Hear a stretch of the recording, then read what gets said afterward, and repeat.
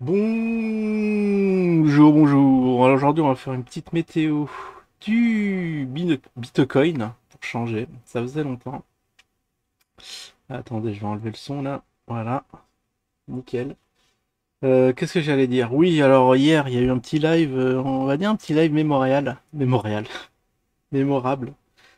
Débat très intéressant entre Rémi S, la PLS et Marc H. Pour moi, le gagnant des débats était Marc H, contrairement au sondage. Je sais pas ce qui vous a pris dans les sondages à mettre Rémi devant, mais je comprends plus rien. C'est vraiment une chaîne de trolls. Fait notable aussi Anakin qui montre sa banane. Ça, c'est aussi dur à s'en remettre, hein. Il y en a quand même qui ça leur a plu, donc chacun leur goût, mais c'est un moment traumatisant pour certains. Je le sais bien, vision d'horreur, etc. Anakin, faut arrêter les bêtises, sinon je vais devoir te descendre. Heureusement que la chaîne n'est pas suivie, hein, parce que s'il y a un modérateur YouTube, la chaîne elle saute. Il y en a qui ont sauté pour moins que ça. Puis on va y aller. C'est parti. Déjà, avant de commencer dans l'onglet communauté, qu'est-ce qu'on a fait déjà? Ah oui, alors Jim chez TPMP, à ce qui paraît, c'était une rumeur propagée par Houplon. Eh bien, il y aura pas. Ah, c'est dommage, on y avait tous cru. Alors que la première fois que Jim était invité, il était chaud et tout. C'est Hanouna qui avait annulé au dernier moment. Il a dû faire des recherches sur ce monsieur. Il s'est dit, bon, peut-être qu'on va pas l'exposer. Après, d'un côté, il a exposé des personnes pires que ça, donc je sais pas. Tout est possible avec la télé, mais là, c'est bien dommage. Mais on aura, alors à ce qui paraît, un droit de réponse de Jim qui se prépare sur France 2. Il aura même déboursé 700 balles en frais d'avocat. Bon, affaire à suivre. Jim à la télé, ça peut être assez cocasse. Après, par effet boule de neige, va être peut-être invité dans plus en plus de médias. Dommage que ça profite pas aux zines, hein. T'imagines, il parle d'usine à la télé, bah, le zine il explose, hein. C'est une grosse exposition médiatique. Peut-être son Karma TV va décoller comme ça. On en saura plus tard. On reviendra sur l'info. Bon, on va y aller pour sur BTC. Alors pour ceux qui n'avaient pas suivi, c'était hier au petit matin. Le BTC qui a pumpé à 130 000 dollars. Bon, c'était sur Binance US, mais parce qu'à ce qui paraît, il y avait pas trop de liquidité et ça a propulsé le BTC vraiment bah, un point haut historique. Binance US, point haut à 130K. C'est assez mémorable alors qu'anciennement, si je vois le graphisme, il n'est pas monté plus qu'à 30K. Ah, je pense que Binance US, ils ont dû le lancer il n'y a pas longtemps, parce que vous voyez, quand vous voyez dans le graphisme, on a des cotations que depuis le 12 avril 2023. Bon, là aussi, affaire à suivre, hein, parce que Binance, poursuivi par la SEC, est-ce que la crypto en général va en pâtir? Parce qu'on va clôturer nos comptes Binance du jour au lendemain. Ça aussi, faire très attention et se barrer à temps, comme sur IDAX, hein, de ne pas traîner lorsqu'il y aura les premières rumeurs que de gens peuvent partir et que le patron est en train de partir avec la caisse. Ça aussi, c'est pour ça qu'on fera des météos plus assidus, au moins une fois par semaine. Au moins, on en parlera sur la chaîne secondaire, hein, pour les qui est une chaîne dédiée crypto, je vous le rappelle. Alors, on peut y aller? On peut y aller. On va faire un petit graphisme, on va juste taper ce qu'il faut. BTC, USDT, Binance, Binance F. Ah, il y a le Binance, parce qu'il y a deux Binance. Il y a Binance US, il y a le Binance Binance. C'est peut-être la pondération de toutes les plateformes. Quoique ça m'étonne, sinon on aura eu une trace sur le graphisme. Bon, ok, bon, c'est parti. C'est parti, c'est parti. Voir sur Super Graphique. Ils ont vachement changé. Bon, la première vague initiée depuis le début de l'année, comme on peut le voir. Ici, 2023. Petit repli en mars. Et maintenant, petit rebond. Petit rebond jusqu'à présent. On a atteint les 30. On est revenu à 30. Bah, nickel, si ça tient. Si ça tient, ça s'annonce pas mal. On va regarder vraiment en long terme. Waouh, oui, en long terme, vraiment, c'est juste Rikiki. On attend les retours sur 69. Je voulais voir un truc. J'avais oublié. C'était sur le Binance US. Truc. Ah oui, non, mais je l'ai déjà fait. Je voulais voir l'historique si on voyait les 64. 69, donc on rappelle, hein, 64 c'était en mai. Avril? C'était avril. J'aurais dit mai. Le 12.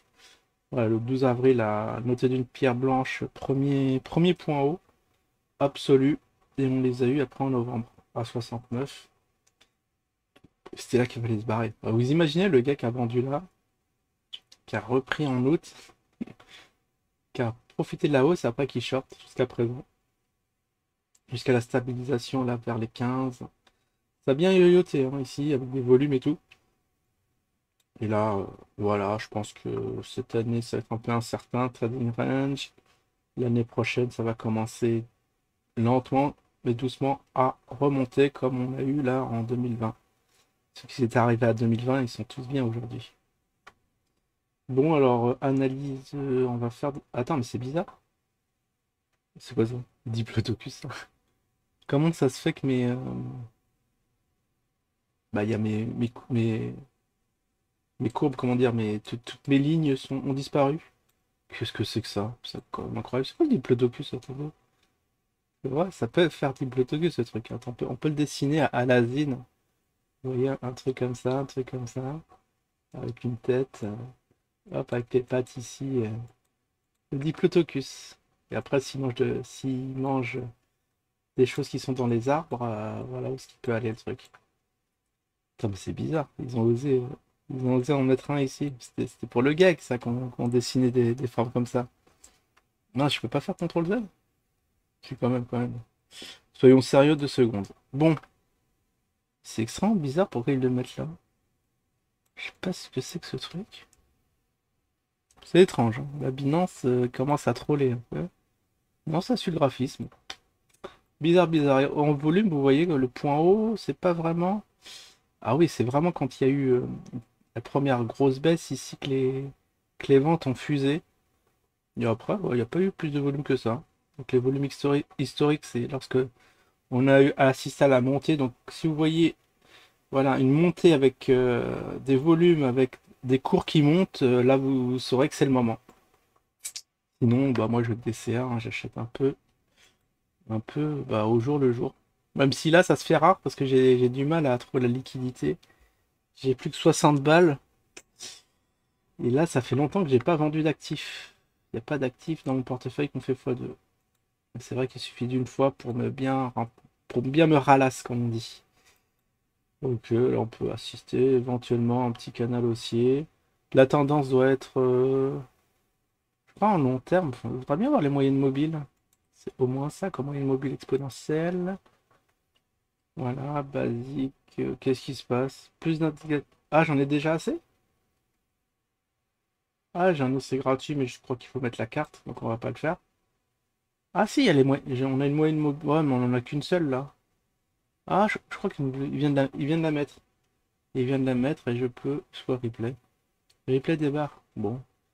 C'est pas ce que je voulais. Je voulais rajouter une moyenne mobile exponentielle, mais bizarre. Bon, tant pis, on aura le strict minimum. Vous voyez les coûts. Alors la moyenne mobile qui descend ici. Alors c'est sur quelle période? C'est aussi important. On est en daily. Donc c'est sur combien de jours cette moyenne mobile? Est-ce que je peux la choper? C'est la 50.